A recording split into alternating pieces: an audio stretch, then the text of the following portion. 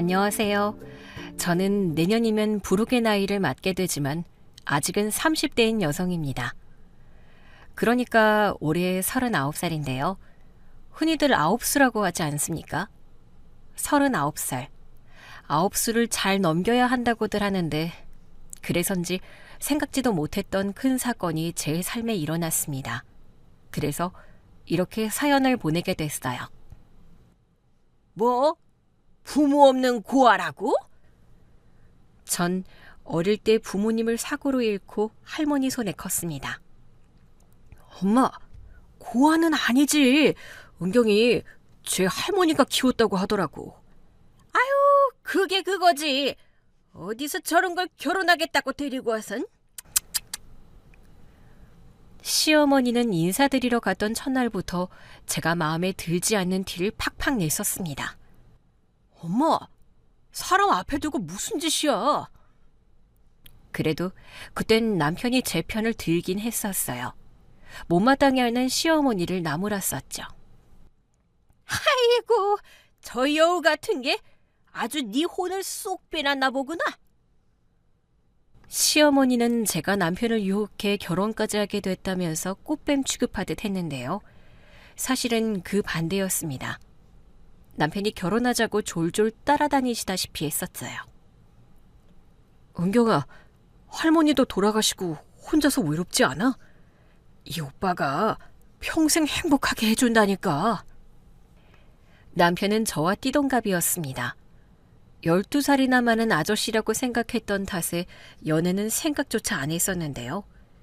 평생 행복하게 해주겠다는 꼬임에 넘어갔던 것 같습니다.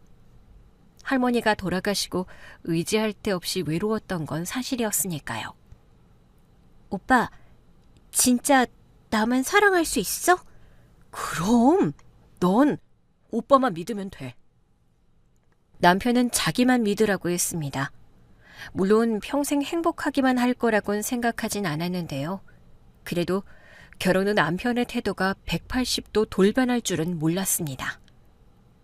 야, 반찬이 이게 뭐야? 이걸 지금 나보고 먹으라는 거야? 걸핏하면 반찬 트집을 했고요. 밖에서 기분 안 좋은 일이 있었던 날은 상을 뒤엎기 일쑤였습니다. 하여튼 집안에 여자가 잘 들어와야 한다니까. 어디서 저런 화상이 들어와선.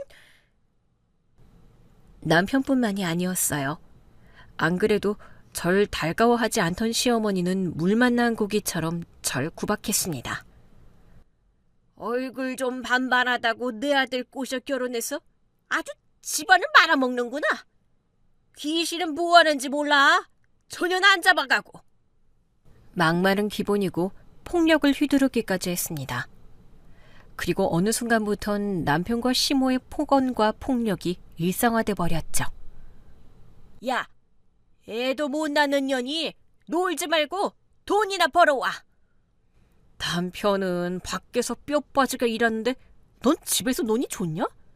기술이 없으면 가서 식당 설거지라도 해. 급기야 남편과 시어머니는 나가서 돈 벌어오라며 괴롭히기까지 했습니다. 그들의 폭언과 폭행을 견디다 못한 전 집을 나와 입주 가사도우미 일을 시작했습니다. 성북동에 있는 으리으리한 대저택이었어요. 회장님 곧 나오실 테니 여기서 기다리면 됩니다.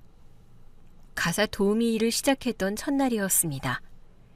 일 시작 전 주인 어르신께 인사를 드려야 한다는 비서의 안내에 따라 어느 방으로 들어갔는데요.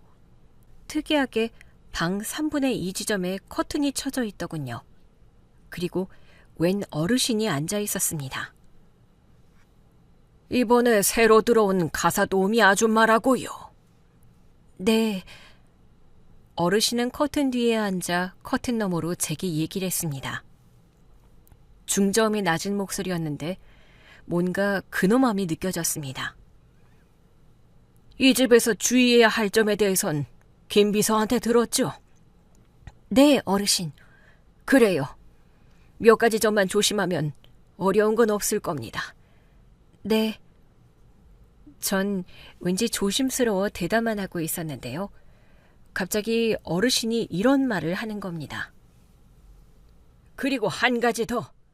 네? 이유는 묻지 말고 내가 시키는 대로만 하세요. 어르신은 제가 시키는 대로 하라고 했습니다. 네?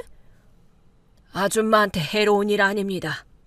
내가 특별히 뭔가를 주문할 때가 있을 겁니다. 그때 시키는 대로 해주기만 하면 됩니다. 아, 네. 좀 찝찝하기도 하고 이상하다고 생각했지만 목구멍이 포도청 아니겠습니까? 생계가 막막해 눈을 감고 따랐는데요. 그날 이후 제 인생이 통째로 뒤바뀌었습니다. 이제 본격적으로 그 사연을 풀어보겠습니다. 사실 성북동 대저택 가사도우미는 옆집 아주머니가 소개해준 자리였습니다. 세상에 뭐 저런 사람들이 다 있어. 세댁 괜찮아? 남편과 시모의 폭언과 폭력을 피해 무작정 집을 뛰쳐나와 골목 귀퉁이에 쪼그리고 앉아 울고 있을 때였습니다. 한 번씩 얼굴 보면서 인사하는 사이였던 옆집 아줌마가 걱정스러운 얼굴로 제게 괜찮냐고 물었어요. 괜찮아요. 아휴, 괜찮긴 뭐가 괜찮아. 얼굴에 이거 멍들겠는데. 아줌마는 울고 있는 제 얼굴을 보더니 멍들겠다면서 한탄했습니다. 세댁, 여기 이렇게 있지 말고 일단 우리 집으로 가. 어? 아니에요. 그럼 밤새 여기 이러고 있을 거야? 우리 집에 나 말고는 아무도 없으니까 걱정 말고. 아줌마는 싫다는 절 억지로 일으키더니 끌다시피 해서 데리고 갔습니다. 아이고, 요즘이 어떤 세상인데 아직도 마누라를 때리고 그래. 하여튼 시어머니나 아들이나 어쩜 하나같이 개차반인지. 아주머니가 그러시더군요. 시어머니와 남편이 그 동네에서 아주 악명이 높다고요. 어쩌다 그런 놈한테 코가 깨인 거래. 그러게요. 그게 제 팔자인가 보죠 뭐. 젊은 사람의 팔자 타령은 아니다 싶으면 갈라서야지. 저도 하루에 수십 번씩 그 생각해요. 그런데 왜 맞고 사는 거야? 내가 세댁 친정엄마라면 당장 이혼하라고 했을 거야. 이혼하고 나면 갈 데가 있어야죠. 왜? 친정엄마가 안 계셔? 어릴 때 사고로 부모님 두 분 모두 돌아가셨어요. 아휴, 그래서 저 옆에 언니가 세댁한테 못되게 구는 거구나. 그러다 천벌 받아. 부모 일찍 잃은 게 뭐 세댁 잘못인가? 제 식구가 됐으면 감쌀 줄 알아야지. 옆집 아주머니는 한 번씩 제 피난처가 돼주곤 했습니다. 아주머니도 남편 폭력을 견디다 못해 이혼했다고 하더라고요. 그래서 누구보다도 제 처지에 대해 안타까워했습니다. 세댁, 지금 집에 아무도 없지? 와서 국수 한 그릇 먹고 가. 시어머니나 남편이 없을 때는 가끔 밥 먹으라고 집으로 부르기도 했습니다. 어젯밤에도 시끄럽던데 무슨 일 있었어? 뭐 꼭 일이 있어야 하나요? 하도 말도 안 되는 일로 트집을 잡길래 저도 한 소리 했죠. 자기가? 네, 그 인간이랑 시어머니 이젠 진짜 지긋지긋해요. 시어머니는 무슨 시어머니야. 그냥 땡년이라고 해. 땡년요? 우리끼리 있을 땐 그렇게 불러. 그래야 조금이라도 스트레스가 풀리지. 그나마 옆집 아주머니 덕분에 버틸 수 있었던 것 같습니다.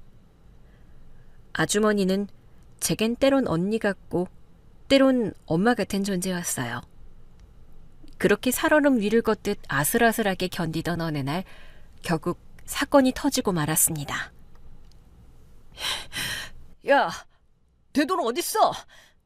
돈이라니 무슨 돈? 내가 너한테 생활비 하라고 50만 원 줬잖아. 그 돈 준 지가 언젠데 지금 그걸 찾아. 뭐라고?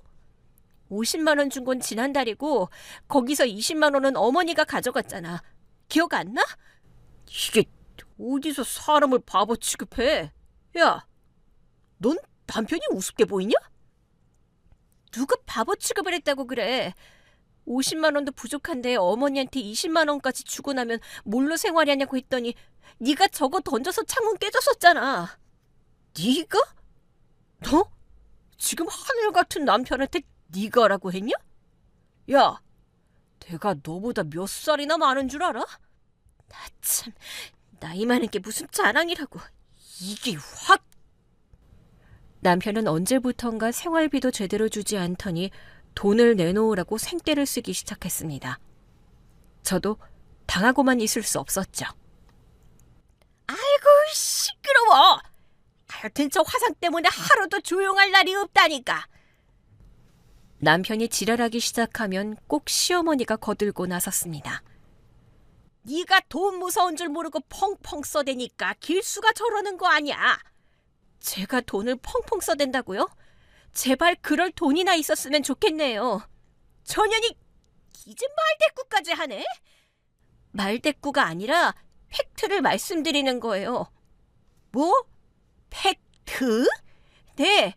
생활비 쥐꼬리만큼 줘놓고는 돈 내놓으라는 게 말이 돼요? 그래. 너 말 잘했다. 그 돈 벌려고 네 남편은 밖에서 뼈 빠지게 고생하고 있어. 그런데 쥐꼬리만한 생활비라고? 그럼 네가 가서 돈 벌어와. 네? 애도 못 낳는 년이 놀지 말고 돈이나 벌어오라고. 시어머니가 애 못 낳는 년이라고까지 했습니다. 억울했어요.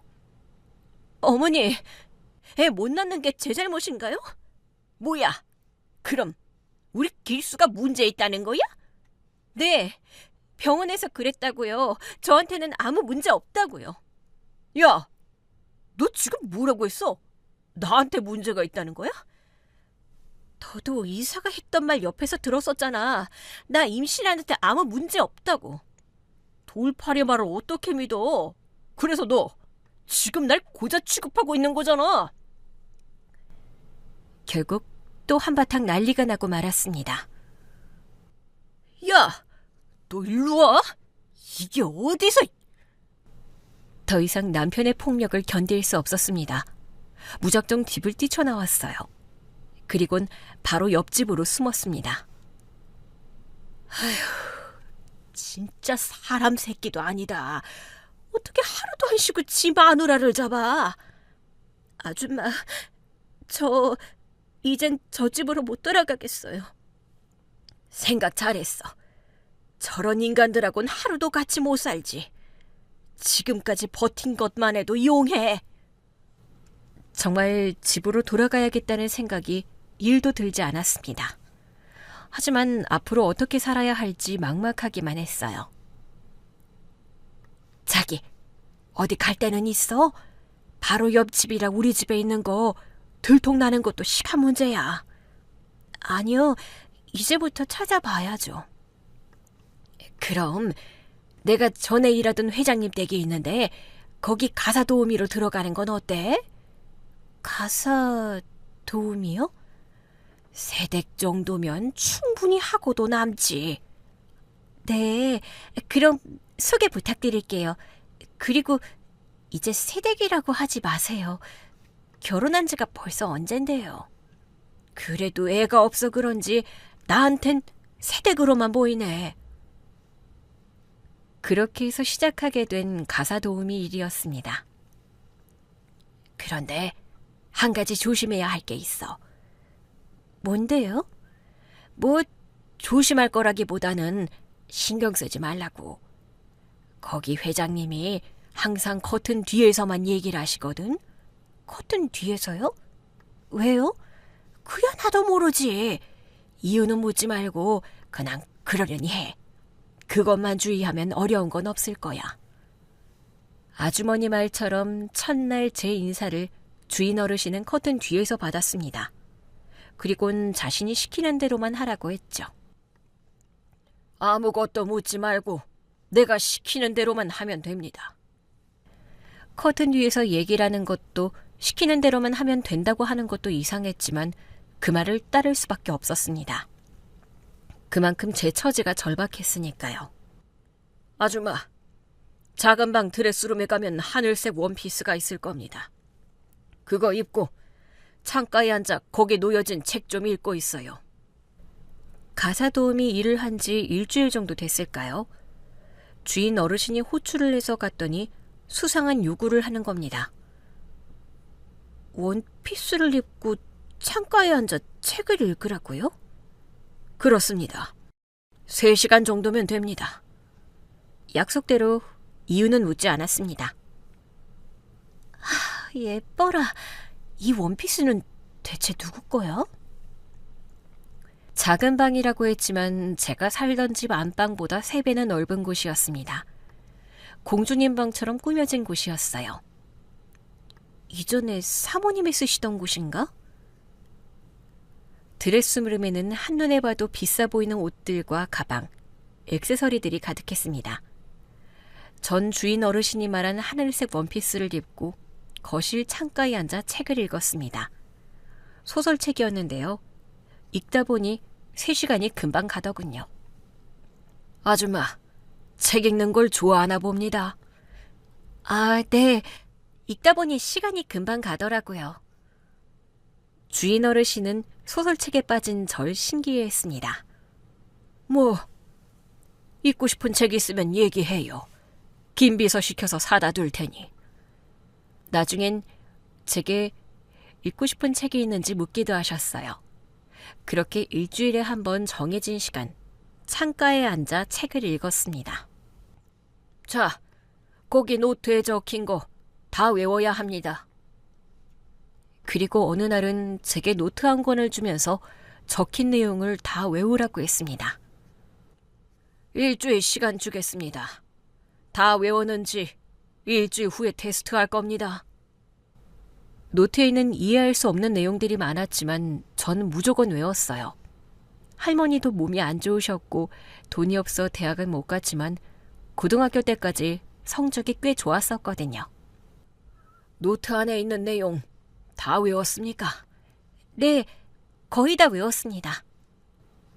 주인 어르신은 거의 다 외웠다는 제 대답에 질문하기 시작했습니다.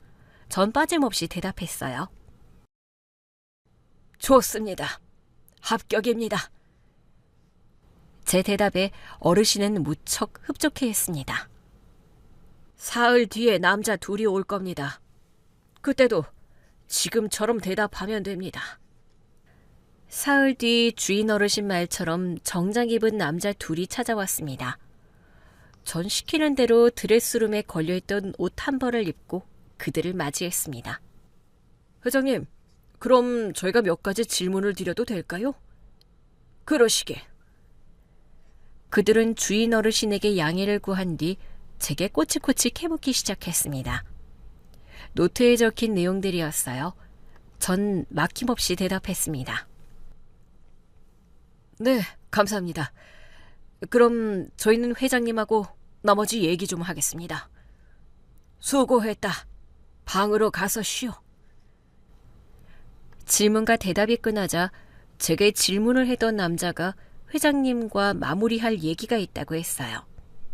주인 어르신은 평소 같지 않게 제게 말을 놓으면서 방에 가서 쉬라고 했는데요. 그 목소리가 그렇게 따뜻할 수가 없었습니다. 아주머니, 회장님께서 찾으십니다. 그날은 김비서도 와 있었습니다.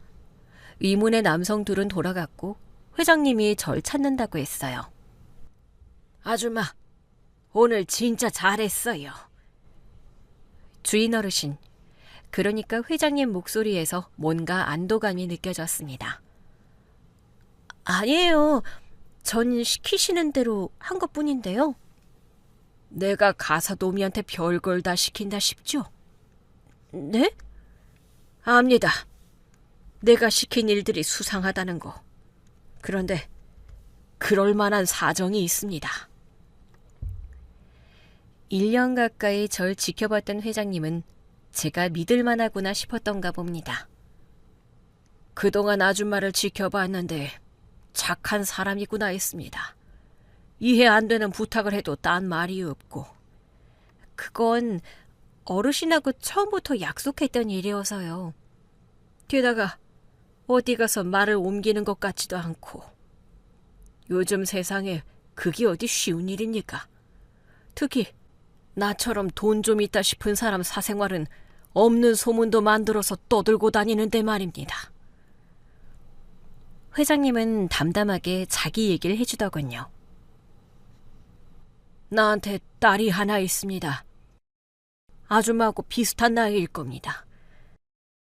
그럼 드레스룸에 있던 옷들이랑 가방이 전부... 맞습니다. 딸이 쓰던 거예요. 그렇다면 따님은 지금 어디 계세요? 혹시... 죽은 건 아니고 병원에 있습니다. 고마, 그러니까 식물인간 상태로 누워 있어요. 네? 몇 년 전 별장에서 크게 화재가 났었습니다. 그때 의식을 잃고 쓰러져 지금까지 깨어나지 못하고 있어요. 어르신 걱정이 크시겠어요. 어디 말로 표현할 수 있겠습니까? 그때 나도 온몸과 얼굴에 크게 화상을 입었습니다. 그럼 늘 커튼 뒤에 계시는 이유가... 맞습니다. 몇 번 수술을 했는데 더 이상은 회복이 불가능하다고 하더군요. 그 화재로 얼굴에 보기 싫은 흉터가 남았습니다. 회장님이 왜 커튼 뒤에만 계셨는지 의문이 풀렸습니다. 혹시 한 가지만 여쭤봐도 될까요? 물어보세요. 여기까지 얘기를 했는데 더 감출 게 뭐 있겠습니까? 일주일에 한 번 창가에서 책 읽도록 한 거 혹시 따님하고 관련 있는 일일까요?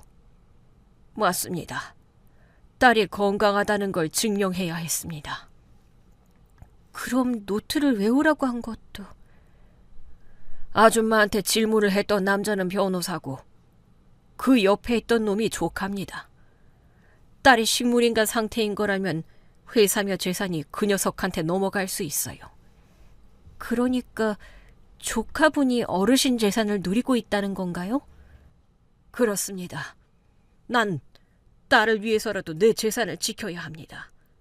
안 그러면 영영 내 딸이 못 깨어날 수도 있어요. 회장님은 딸과 비슷한 또래의 여자를 구하고 있었다고 합니다. 그때 마침 제가 가사 도우미를 하겠다고 지원했던 거고요. 체격이나 얼굴형이 회장님 딸과 비슷했다고 했어요. 조카라면 따님과는 사촌인데 설마 가짜라는 걸 눈치 못 챘을까요?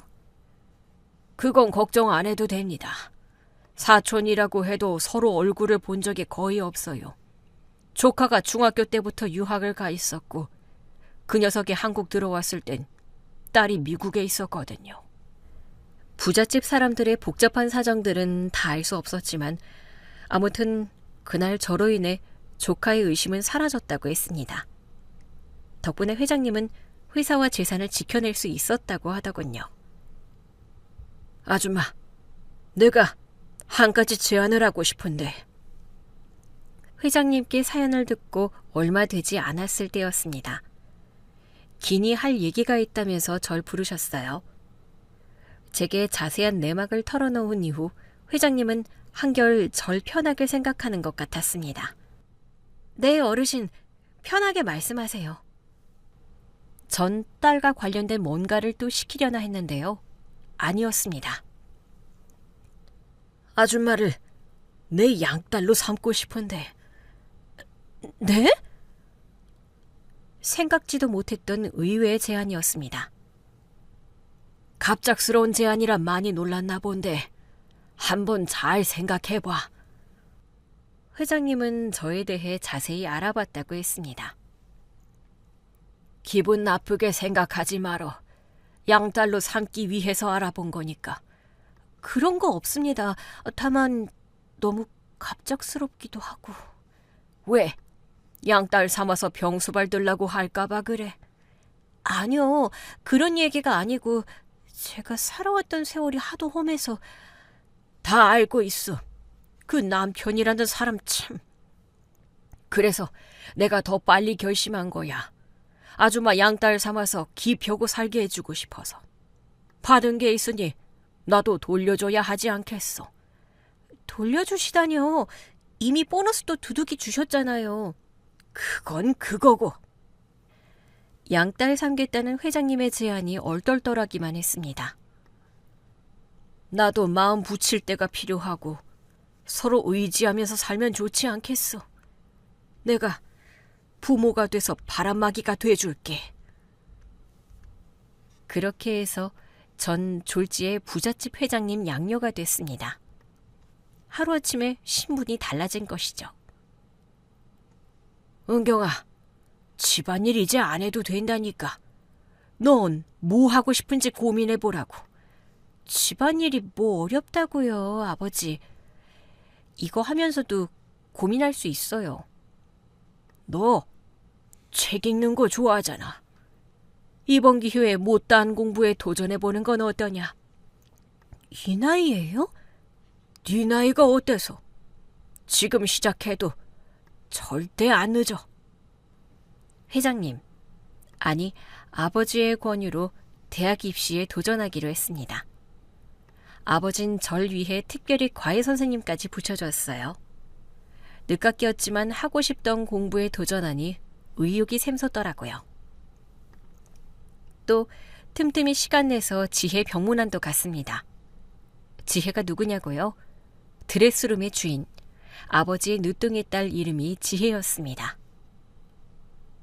지혜야, 너한테 언니가 생겼어.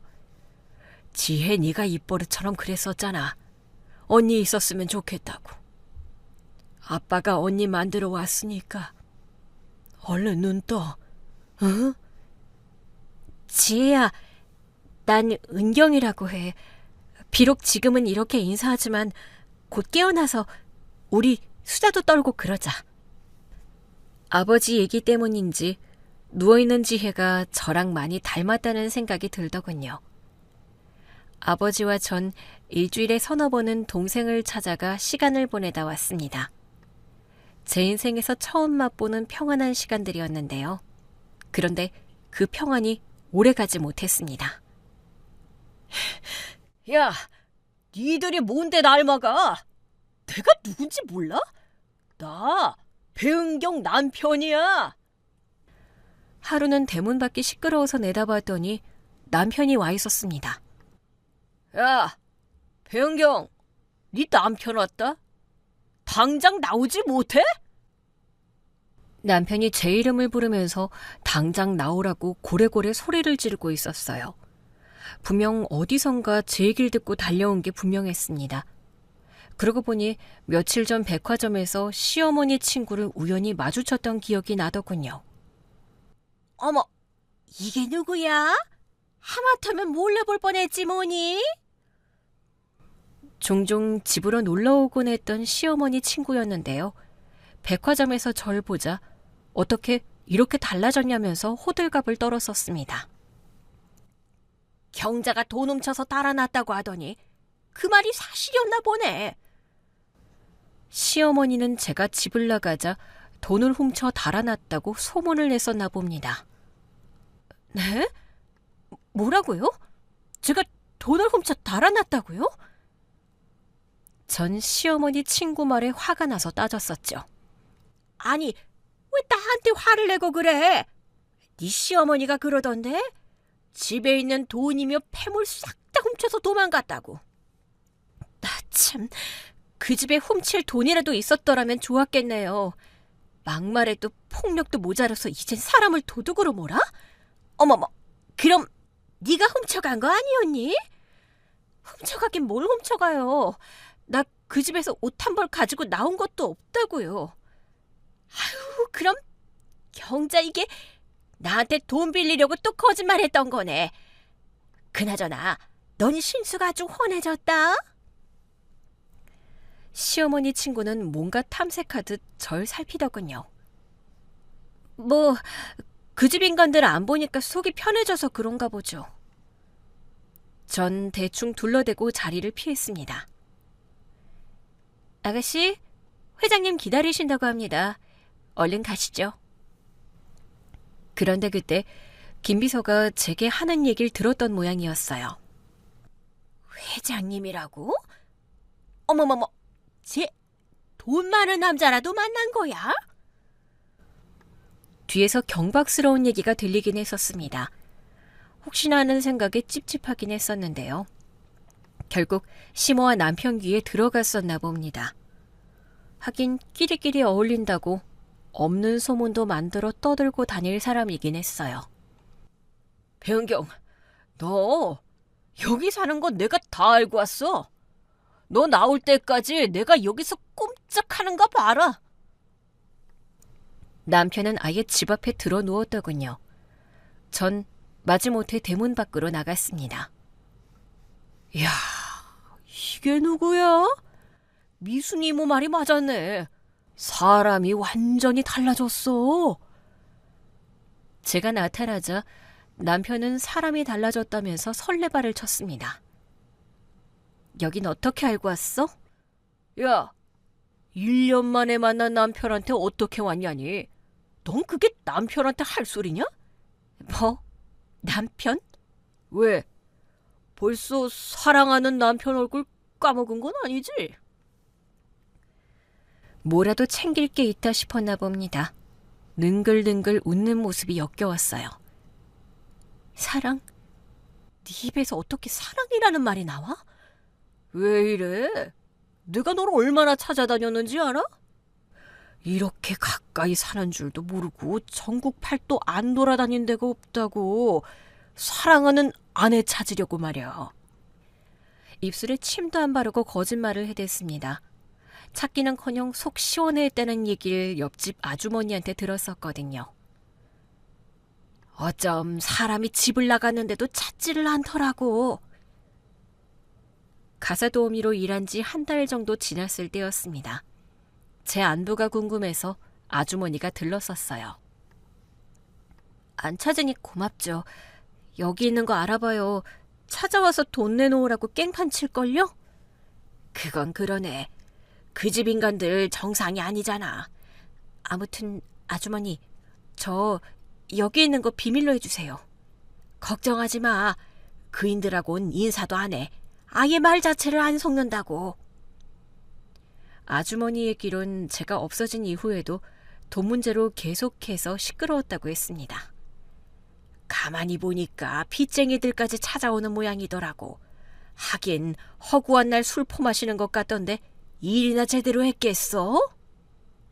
결혼한 남편은 직장을 밥 먹듯이 때려치웠었습니다. 상사가 조금만 싫은 소리를 해도 견디지 못했어요. 저와 결혼할 당시 다니던 직장이 가장 오래 다녔던 거였습니다.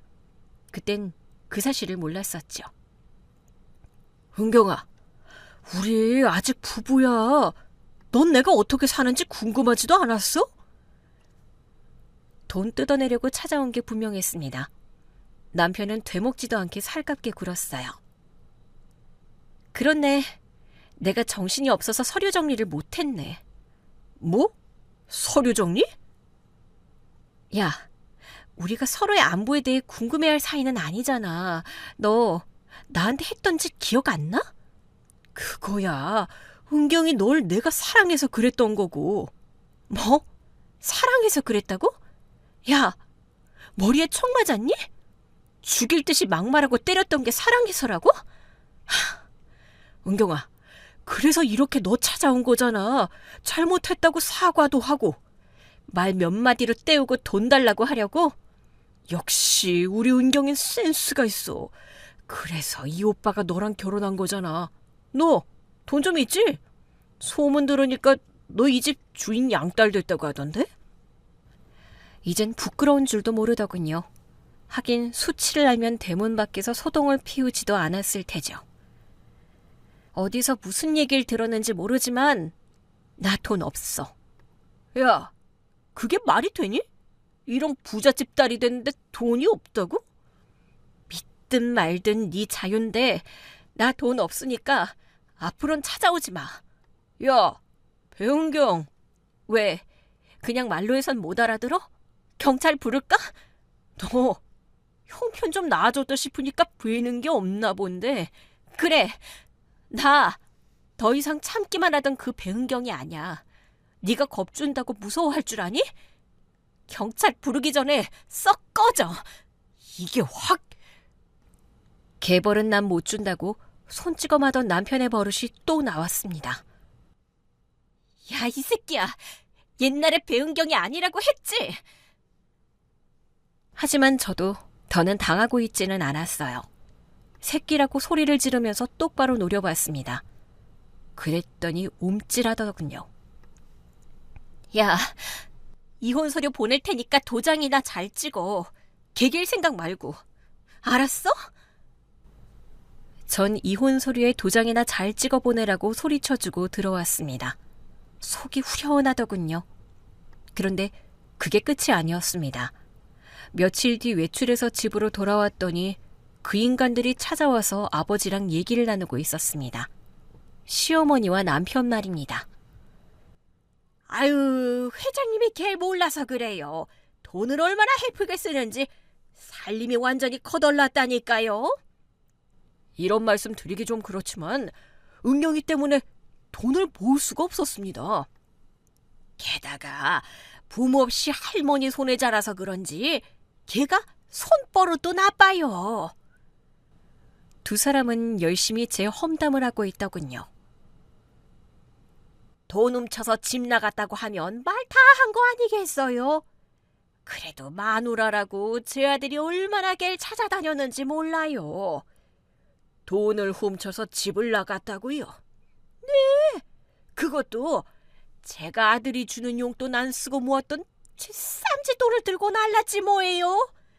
엄마, 그만해. 회장님 충격받으시겠다. 주거니 받거니 하면서 거짓말에는 도가 트였구나 싶었습니다. 더 이상 듣고 있을 수가 없었어요. 뭐? 내가 쌈짓돈을 훔쳐 달아났다고?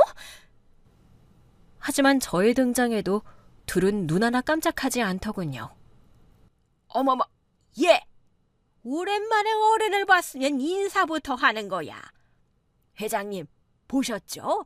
얘가 이렇게 버릇이 없어요. 시어머니는 의기양양해서 절 몰아세웠습니다.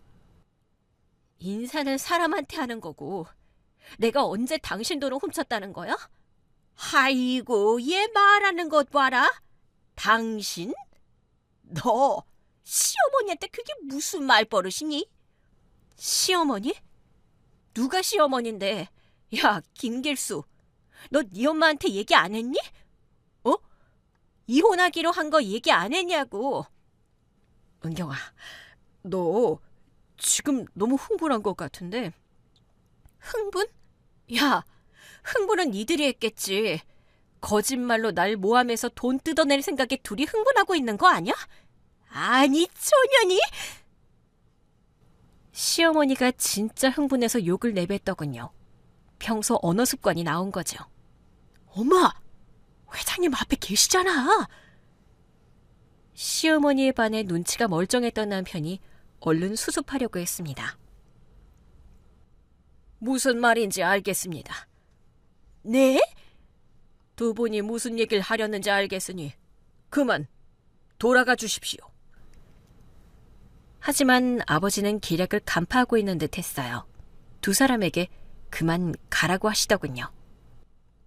아니, 아직 본론도 안 꺼냈는데 그냥 가라뇨. 은경을 제 양딸로 삼는데 아무렴 제가 뒷조사도 안 해봤겠습니까? 저 기업 운영하는 사람입니다. 손에 될 만한 사람은 누구보다 제가 가장 잘 알아봅니다. 아버지는 근엄한 목소리로 저에 대해 충분히 알아봤다고 했습니다. 회장님, 그래서 저희가 염치불구하고 이렇게 찾아온 겁니다.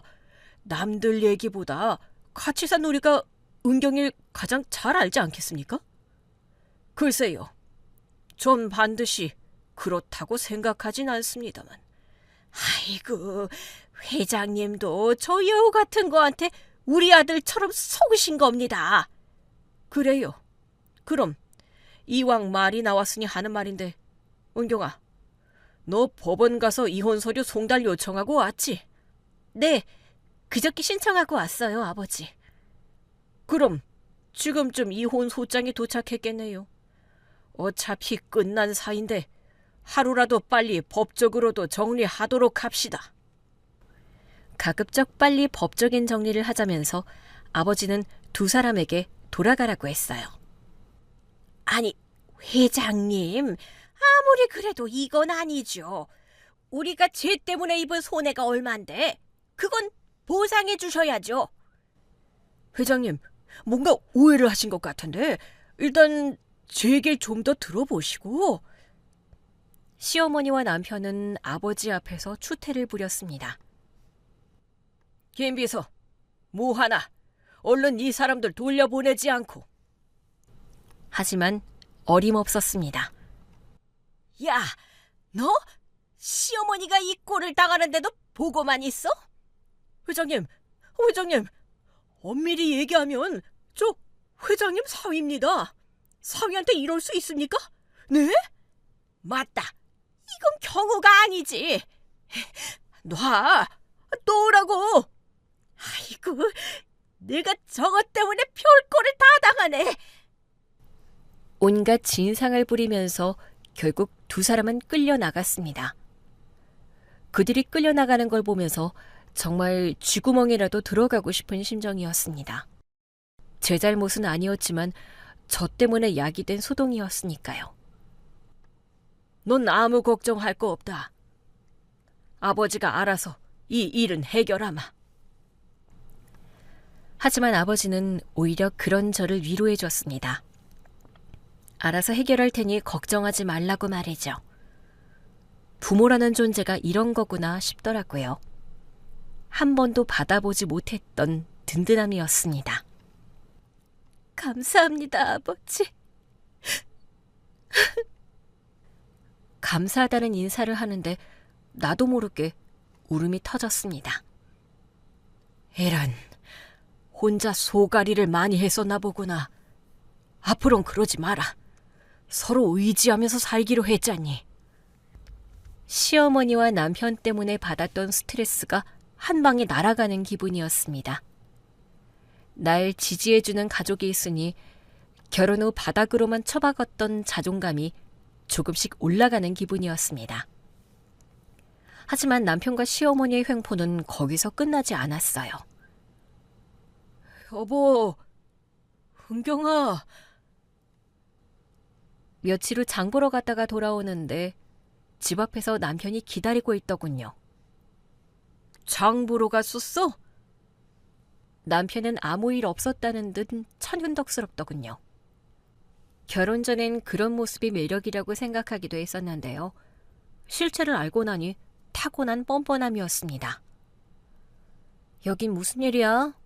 우리 사이에 아직 볼 일이 남았던가? 섭섭하게 왜 그래? 오빠 너무 마음 아파서 눈물 나려고 그런다. 어쩜 그 멘트는 10년이 지나도 바뀌질 않니? 사람이 좀 변해봐. 무슨 소리야? 너 사람이 갑자기 변하면 죽는다는 말 몰라? 야, 헛소리 집어치우고 용건이나 빨리 말해. 은경아, 오빠가 너 원하는 대로 이혼해주기로 했다? 그건 당연한 거고. 설마 그 얘기하려고 여기까지 온 거야? 뭐 네가 위자료만 두둑하게 준다면 당장 도장 찍으려고. 뭐? 위자료? 그럼 너? 이 오빠한테 위자료도 안 챙겨주려고 그랬어? 야, 내가 너한테 위자료를 왜 줘? 왜라니? 그걸 몰라서 물어? 네가 이런 부잣집 양딸이 된 게 누구 덕분인데? 네 덕분이라는 거니? 당연하지. 네가 나 안 만났어서 봐. 언감생심 꿈이라도 꿨겠어? 너 진짜 구제불능이구나. 나한테 양아버지 생긴 게 왜 네 덕분이니? 그래, 넌 분이 나고 싶겠지. 하지만 세상 사람들한테 물어봐. 가출한 아내 얌전하게 기다려주는 남편이 있나? 다 내가 너 생각해 기다려줘서 이렇게 된 거라고. 야, 말이 되는 소리래. 네가 내 생각을 해서 기다렸다고? 나 참 지나가는 개가 없겠다. 아무튼 나 그냥은 합의 못해. 위자료 얼마나 챙겨지는지 보고 도장 찍을 거야. 너 진짜 쓰레기구나. 어허, 남편한테 쓰레기라니. 네가 아무리 부인해도 아직 나 법적으로는 네 남편이야. 유들거리면서 빈정거리는 남편 얼굴에 침이라도 뱉어주고 싶었습니다. 하지만 참았어요. 제겐 남겨준 비장의 카드가 있었거든요. 그래, 어디 네 맘대로 한번 해봐. 나도 가만히 안 있을 테니. 아유, 네가 가만히 안 있으면 어쩔 건데. 건방 떨지 말고 네 양아버지랑 잘 의논해봐. 위자료 얼마나 줄지. 남편은 아버지랑 의논해보라면서 유유히 떠났습니다. 전 바로 경찰서로 달려갔어요. 다음 날까지 기다리고 말고 할 여유도 없었으니까요. 남편을 폭행죄로 신고하려고요. 전 남편을 폭행죄로 신고했습니다. 폭행당한 후 찍어뒀던 사진들과 진단서를 증거로 제출했습니다. 그리고 옆집 아주머니한테는 목격자로 증인을 서달라고 부탁했어요. 아이고, 언제 그런 증거들을 다 모아놨대? 아주머니가 그런 말씀 하셨잖아요. 이혼할 때 폭행당했다는 증거가 없어서 애를 먹었다고요. 그래서 저보고 진단서하고 사진을 잘 챙겨두라고 하셨어요. 맞네. 내가 지나가는 말로 그런 말을 했었네. 아주머니, 목격자로 증언해 주실 수 있죠? 그럼 당연히 해줘야지. 저의 신고로 남편은 경찰 조사를 받게 됐습니다. 경찰로부터 조사 통보를 받은 남편과 시어머니는 그제야 상황이 심상치 않음을 눈치챘던 모양이었습니다. 바로 제게 달려왔더군요. 야, 배영경, 너 미쳤어? 아이고, 남편 잡아먹으려는 네가 감히 내 아들을 신고를 해? 첫날은 대문 앞에서 제 욕을 하면서 길길이 날뛰었습니다. 전 바로 경찰에 신고를 해서 두 사람을 내쫓았어요. 그랬더니 며칠 후엔 무릎까지 꿇고 손이 발이 되도록 빌더군요. 여보, 은경아, 내가 잘못했어. 제발 나랑 얘기 좀 하자. 어? 볼 일이 있어 나가려는데 어디 숨어 있었던 건지 갑자기 남편이 나타나더군요. 얘야, 뭔가 오해가 있었나 본데 말로 풀어야지. 고소가 뭐니. 세상에 제일로 무서운 게 경찰서 보려고 하는 거야. 시어머니도 같이 있었나 봅니다. 남편 말이 끝나자마자 시어머니도 나타나서 갑자기 제 손을 덥석 잡더니 오해를 풀자고 했습니다. 당신들 지금 뭐 하는 짓이야? 어머, 갑자기 손을 잡으면 어떡해. 은경이 놀랐잖아. 아이고, 내가 마음이 급해서 그만. 많이 놀랐니, 아가? 미안하다. 두 사람의 목소리가 그렇게 부드럽고 애처로울 수가 없더군요. 그동안 내가 너한테 좀 심했었지. 이번 일 겪으면서 나도 반성 많이 했다. 그래, 은경아. 그땐 나도 사는 게 너무 힘들어서 본의 아니게 너한테 화풀이하고 그랬던 것 같아. 내 본심이 아니었어. 야, 거짓말하지 마. 사는 게 힘들다고 남편들이 너처럼 아내한테 하진 않아. 알아. 그래서 너 가출하고 나서 후회 많이 했다니까? 후회? 후회했다는 인간이 위자료를 요구해? 그건... 그래, 다 이 오빠 잘못이다. 오빠가 남자답게 무릎 꿇고 빌게. 남편은 남자답게 무릎 꿇고 빌겠다고 했습니다. 그래, 네 마음이 풀어진다면 나도 얼마든지 무릎 꿇을 수 있다. 시어머니도 따라서 무릎을 꿇었는데요. 가증스러울 따름이었습니다. 연기하지 마. 내가 그런다고 고소 취하할 줄 아니? 은경아, 제발. 남편은 폭행죄 고소를 취하해달라고 싹싹 빌었습니다. 아이고, 이러다가 내가 제명에 못 죽지. 아들 감옥 가는 꼴 보고 네가 어떻게 살아? 늙은이 살리는 셈치고. 아가, 내가 이렇게 부탁한다. 아이고. 시어머니는 죽는 소리를 하더군요. 하지만 그 모든 게 연기라는 걸 전 너무나 잘 알고 있었습니다. 아들을 그따위로 키웠으면 아줌마도 책임을 져야죠.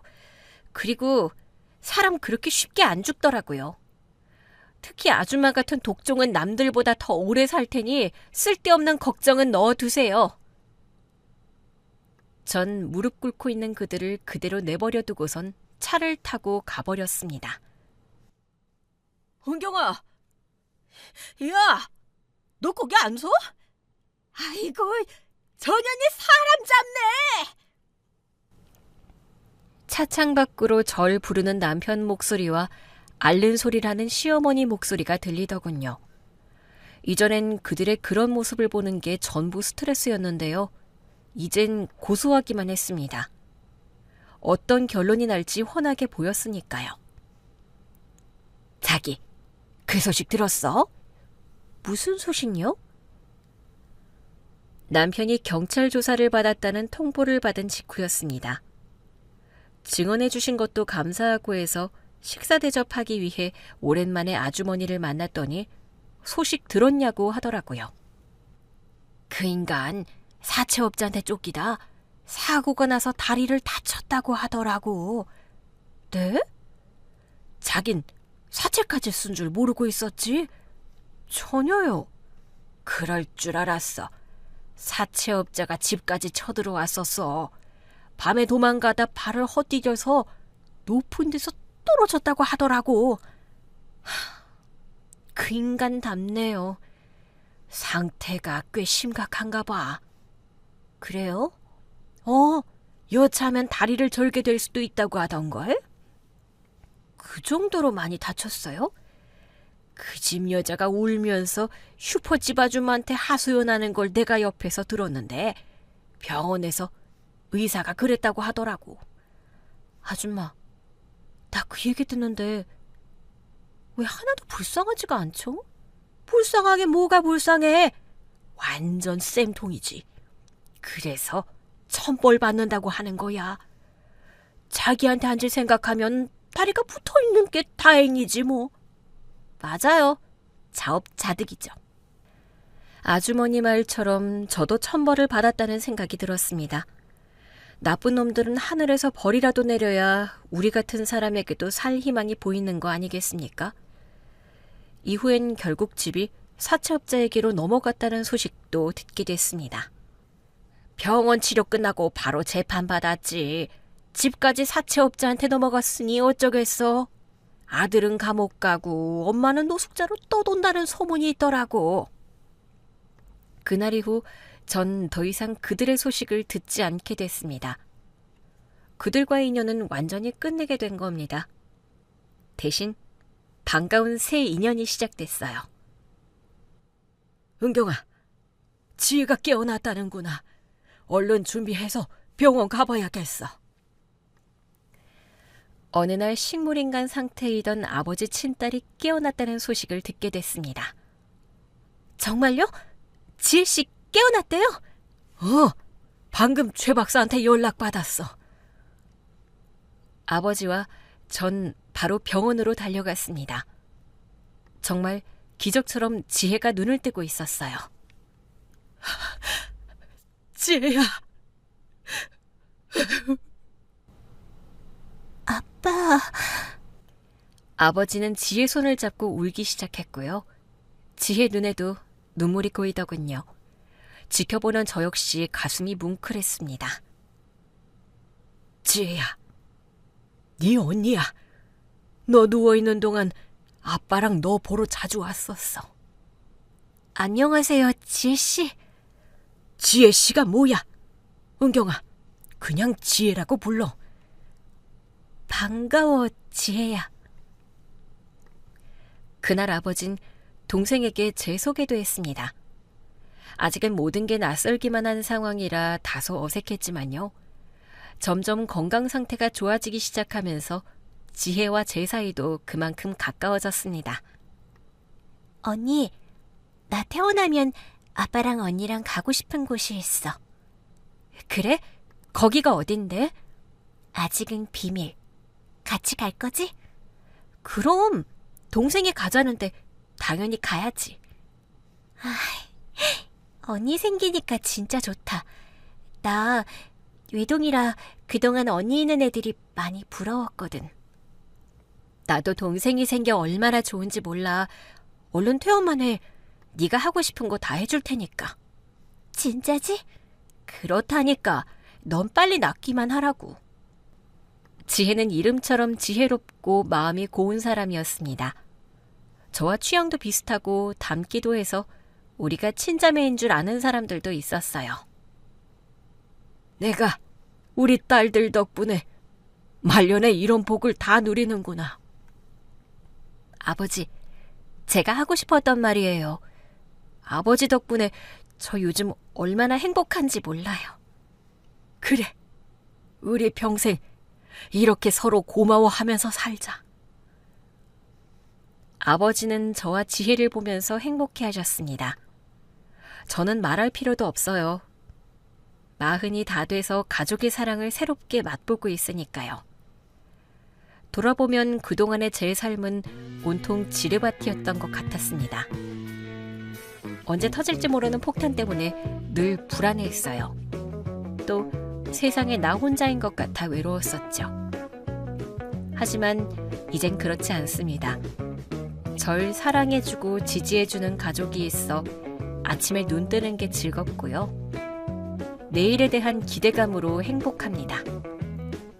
이런 기쁨을 제 삶에 선물한 아버지와 동생. 그래서 더 사랑하면서 살려고 합니다. 제 주변의 어려운 사람들도 따뜻하게 돌아보고 말입니다. 감사합니다.